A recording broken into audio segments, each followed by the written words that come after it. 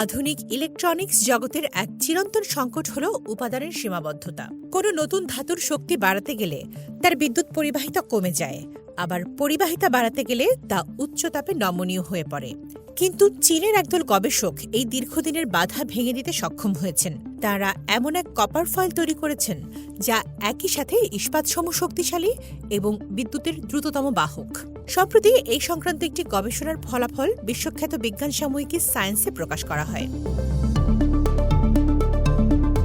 Copper foil মূলত বিদ্যুৎ প্রবাহের পথ এবং তাপ পরিবাহক হিসেবে কাজ করে। স্মার্টফোন থেকে শুরু করে বৈদ্যুতিক গাড়ির ব্যাটারি সবখানেই এর ব্যবহার অপরিহার্য।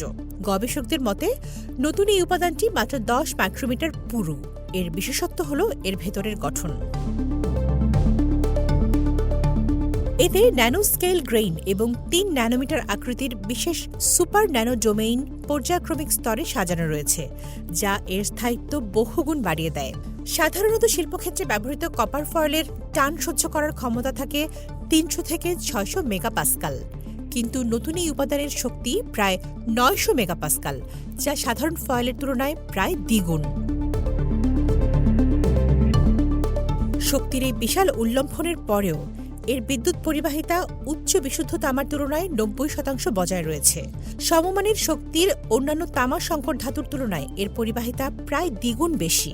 অনেক উচ্চ শক্তি সম্পন্ন উপাদান তৈরির কয়েকদিনের মধ্যেই তাদের গুণাগুণ হারাতে শুরু করে।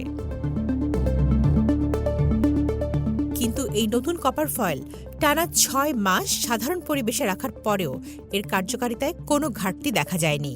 এর কারণ হিসেবে গবেষকরা জানিয়েছেন এর ভেতরের অনন্য পারমাণবিক গঠন, যা একদিকে শক্তি বাড়ায় এবং অন্যদিকে উপাদানের অভ্যন্তরীণ স্থায়িত্ব নিশ্চিত করে। গবেষকরা মনে করছেন এই প্রযুক্তি ব্যবহারের ফলে আগামী দিনের স্মার্টফোন হবে আরও পাতলা ও শক্তিশালী। এটি কৃত্রিম বুদ্ধিমত্তা বা এআই চিপ এবং বৈদ্যুতিক গাড়ির ব্যাটারির কর্মক্ষমতা বহুগুণ বাড়িয়ে দেবে।